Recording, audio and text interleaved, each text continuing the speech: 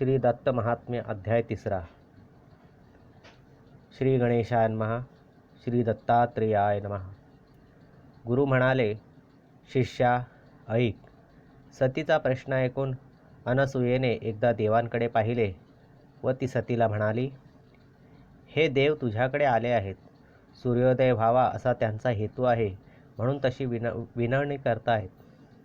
व माझ्याही मनात तेच आहे. सूर्य दिसला नाही तर कालगती थांबेल. कालगती थांबली की यज्ञादी कर्मे पण थांबतील व कर्माचा उच्छेद झाला की सर्व लोकांचा नाश होईल.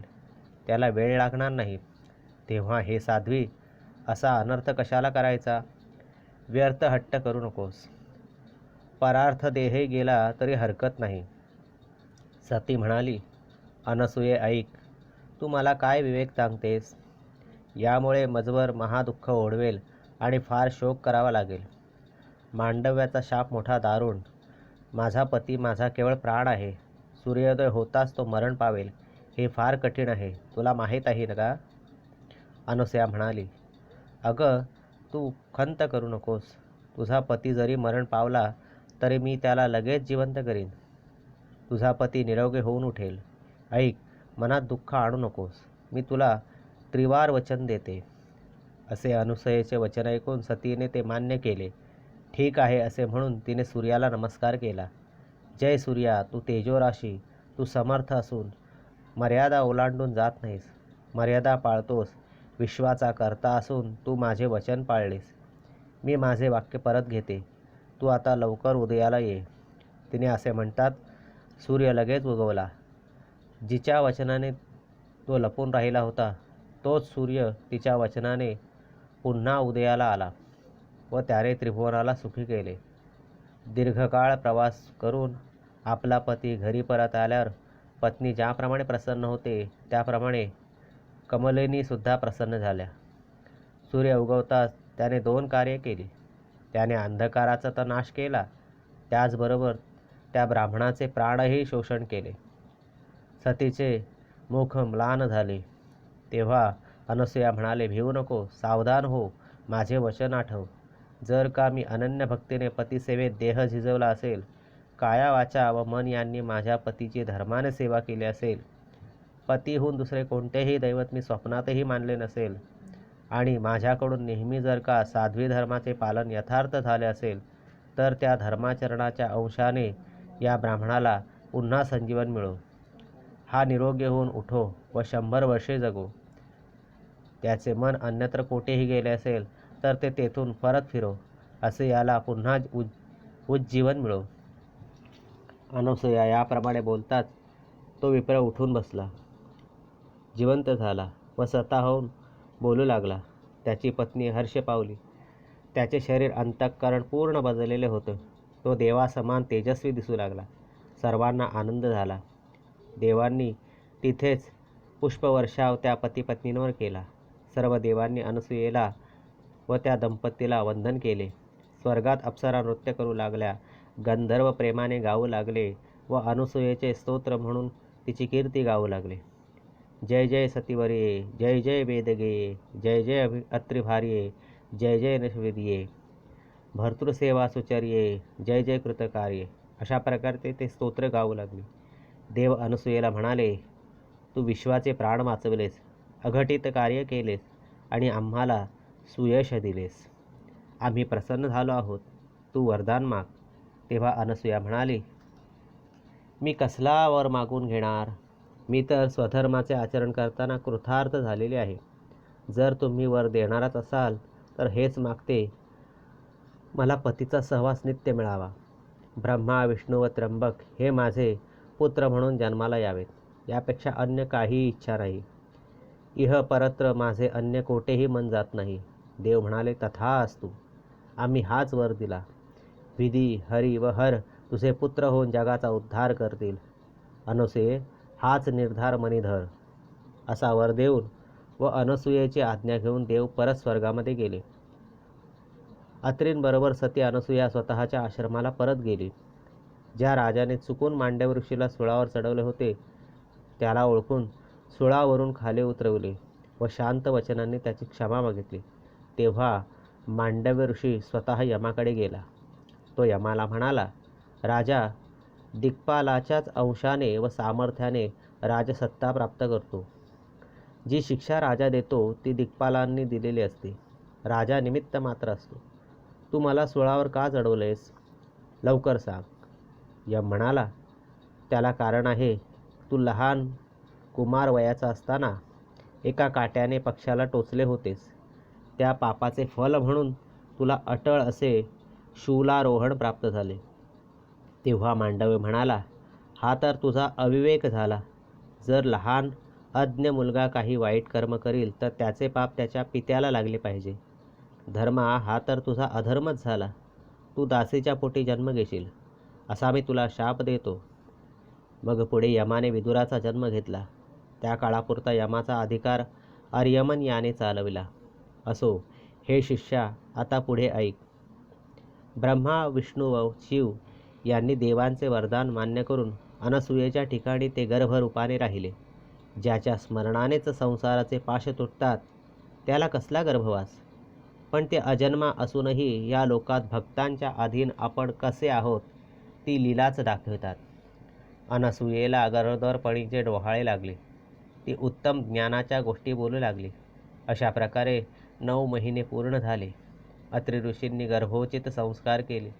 मार्गशीर्ष पौर्णिमेला बुधवारी प्रदोष समयाला मृगनक्षत्र असताना शुभ दिवशी अनसूयेला पुत्र प्राप्त झाला. अत्रि ऋषींनी येऊन पुत्रमुख अवलोकन केले तेव्हा त्याला ब्रह्मा, विष्णू व महेश या त्रयमूर्तीचे बालकाच्या ठिकाणी दर्शन झाले. त्या मूर्तीच्या खालच्या 2 हातात माला व कमंडल होते. मधील 2 हातात डमरू व त्रिशूल होते. वरच्या हातात शंख व चक्र होते. तो त्रिमूर्ती रूप भक्त कैवारी तेथे त्याला दिसला. त्याने काषाय वस्त्र परिधान केले होते. अंगावर विभूती लेपन केलेले होते. मस्तकी जटामुकुट होता. ती वात्सल्य रसाने परिपूर्ण अशी मूर्ती तो पाहतच राहिला. ते दिव्य रूप पाहून त्याने दोन्ही हात जोडले. अनसूया व अत्रि या दोघांनी त्या मूर्तीला वंदन केले व भावना भरलेल्या मनाने तिची स्तुती केली. हे राजा, हे अव्यया, निर्विकारा, तू जगाचे कारण आहेस, जगाचा आधार आहेस. तूच सत्य, असंग व उदासीन आहेस. ब्रह्मांडे कोटी संख्येने ज्याच्या पोटी सावकाश भ्रमण करतात असा तू व्यापक असून आमच्या पोटी पुत्र म्हणून आलास, ही केवळ तुझी एक लीलाच आहे. सत्य नव्हे. सत्य काय आहे? सृष्टीपूर्वी तूच एक आहेस. स्थितिकालीही तूच सत्य आहेस. असत्य होत नाहीस. व प्रलयकाळीही तू निर्बाध, अव्यय असा सत्यच असतोस. तुझे वचन कधीच असत्य होत नाही. तुझे ब्रीद तू पाळतोस. वासनांचे वन तू जाळतोस. भक्तजनांस सांभाळतोस. भक्तकार्य करण्यात कधीच विलंब करीत नाहीस. तू स्वतः स्वतंत्र आहेस, पण भावाचा भुकेला आहेस, म्हणून तू भक्तांच्या अधीन होतोस. तुझे मनोबल कोणासही कळत नाही. या विश्वाला तू यंत्राप्रमाणे चालवतोस. तुझ्या या व्यापक रूपाला आमचा पुत्र म्हणणे म्हणजे एक हास्यास्पद गोष्टच आहे. म्हणून जर तू बालरूप धारण केलेस तरच आमचे मन हर्ष पावेल. पुत्र म्हणून तुझे लालनपालन केले तर आमच्यावरील मायेचे आवरण दूर होईल. असे म्हणून दोघांनी त्याच्या चरणांना नमस्कार केला. त्यावेळी तो वनमाळी म्हणाला, तुम्ही कुलपर्वतावर म्हणजे वृक्ष पर्वतावर तप केले होते त्यावेळी मी त्रय स्वरूपात तुम्हाला दर्शन दिले होते. तुम्ही मला विचारलेत, आम्ही एकाचच ध्यान केले असता तुम्ही 3 कोण आलात? तेव्हा मी तुम्हाला म्हटले, आम्ही 3 एकच रूपच आहोत. पुढे आम्ही अतिथी होऊन ज्याप्रमाणे भिक्षादान मागितले तेव्हा अनसूयेने नग्न होऊन त्याप्रमाणेच भोजनदान दिले. त्यावेळी आम्ही तिच्यासमोर 3 बालके झालो. आमच्या 3 शक्ती तेथे आल्या व त्यांनी प्रार्थना करून अनसूयेपाशी आम्हाला परत देण्यासाठी विनवणी केली. तेव्हा हा पाळणा शून्य होऊ नये अशी अनसूयेने इच्छा प्रकट केली. वरदान मागितले. आम्ही तसाच वर दिला व आपापल्या शक्तींसह प्रयाण केले. देवसमुदाय आमचे भक्त आहेत. त्यांनी तुम्हाला वरदान दिले आहे. ते सर्व सत्य करण्यासाठी पूर्वीच्या वरदानाची आठवण राहण्यास व भक्तीचा महिमा लोकात वाढावा यासाठी आम्ही दिव्य रूप प्रगट केले आहे. तुमचा भक्तिभाव पाहून मी माझे व स्वतःचेच दान तुम्हाला दिले आहे. मी तुमच्या स्वाधीन राहीन असे तुम्हाला त्रिवार वचन देतो. माझे दर्शन कधीही निष्फळ होणार नाही त्या दर्शनाने तात्काळ उत्तम गती प्राप्त होईल असे म्हणून तो विश्वाचे नाटक चालविणाऱ्या घननीळ विष्णू 3 बालकांच्या रूपात अत्रि व अनसूया यांच्या समोर आविर्भूत झाला. मग अत्रीने स्नान केले, जातकर्म केले. त्यावेळी तेथे अनेक मुनिजन जमले व त्यांनी त्रैमूर्तीचा जय जयकार केला. देवगणांनी पुष्पवर्षाव केला. शीतल सुखकर पवन वाहू लागला. जगात सर्वत्र आनंदी आनंद झाला, कारण परात्पर परमात्मा तेथे अवतरला होता. निष्फल असणाऱ्या वृक्षांना फळे आली. वंध्या स्त्रिया पुत्रवती झाल्या. दुष्काळ दूर पळून गेला, कारण आदिपुरुष भगवान पृथ्वीवर अवतरला होता.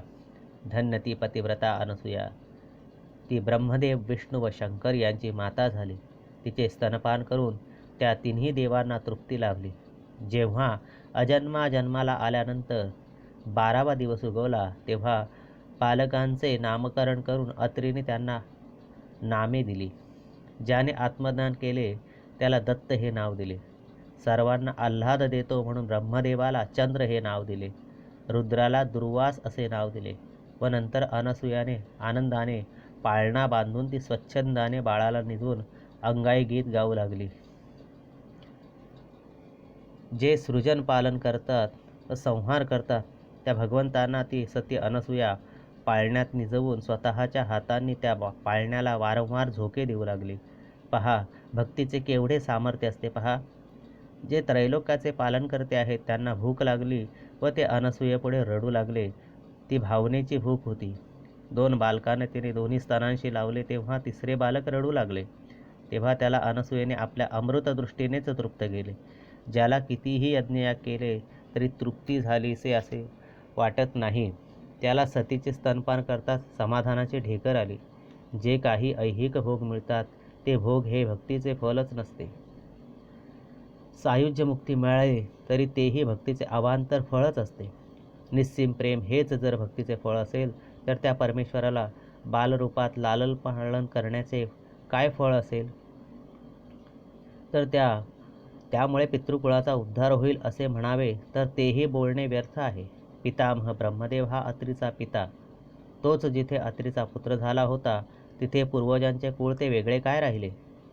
तर उत्तर असे की व्यापक परमात्मा काय खेळ करतो हे ज्याचे त्यालाच कळतात. चंद्राने अनसूयेला वंदन केले व तो चंद्रमंडलात जाऊन राहिला.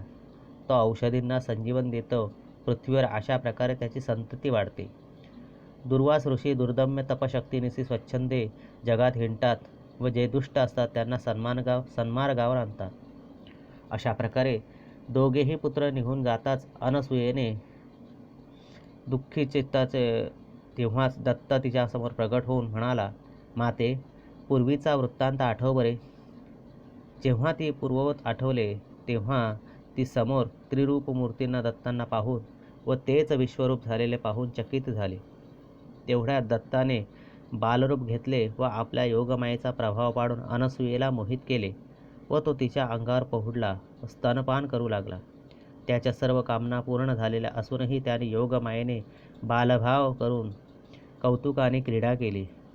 तो बोबडे बोल बोलून गोड लीला करू लागला.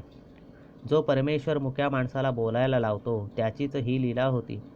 जो पंगू माणसाला चालायला लावतो तोच परमेश्वर बालभावात लीलेने रांगताना चालताना अडखळत होता. जो विश्वाचा आधार आहे तो अनसूयाच्या गळ्यात वारंवार मिठी मारित होता. अशा तऱ्हेने तो पुत्र नाना तऱ्हेचे खेळ करी व इतर मुनींचे बालक जमून त्यांच्यासह तसेच खेळ करून आईला दाखवी. अनसूया त्याला भोजनासाठी बोलवी तेव्हा खेळात गुंतून तो येतच नसे. अनसूया त्याला धरायला ये तेव्हा तो दूर धावत असे. जो योगी लोकांनी अज्ञ व हाती न सापडणार देव तो आईच्याही हाती सापडत नव्हता. ती दमली असे पाहून स्वतःच तिला बिलगत होता.